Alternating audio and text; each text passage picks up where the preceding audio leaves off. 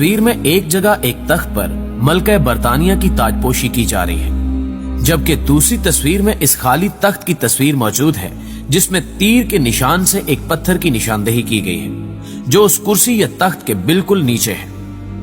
नाज़रीन ग्रामी, दरअसल ये वो मुकद्दस पत्थर है जिस पर बिठाकर हजरत दाऊद अलैहिस्सलाम की ताजपोशी की गई थी। इसे तख्ते दाऊद भी कहा जाता है। जब हजरत सुलेमान अलैहिस्सलाम ने हैकले सुलेमानी तामीर किया तो ये पत्थर दूसरी मुकद्दस अशिया के साथ हैकले सुलेमानी में रखा गया। जब सन 70 ईस्वी में रोमियो ने फलस्तीन पर हमला किया तो लाखों यहूदियों के कत्ले आम के साथ साथ हैकले सुलेमानी को भी गिराकर तबाह कर दिया। टाइटस ने यही पत्थर भी साथ लिया और उसे रोम में लाकर रख दिया। रोम के बाद यह पत्थर आयरलैंड और आयरलैंड से स्कॉटलैंड लाया गया। आयरिश और स्कॉटिश बादशाह इसी मुकद्दस पत्थर पर बैठकर ताजपोशी की रस्म अदा किया करते थे।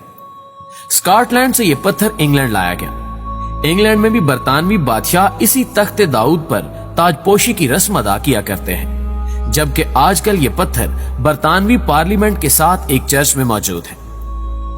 मुअज़्ज़िज़ ख़वातीन व हज़रात, तहकीक से यह बात सामने आई है कि यहूदी इस तख्ते दाऊद को उसकी अपनी पुरानी जगह यानी तीसरी बार तामीर किए जाने वाले हैकले सुलेमानी में दोबारा रखना चाहते हैं।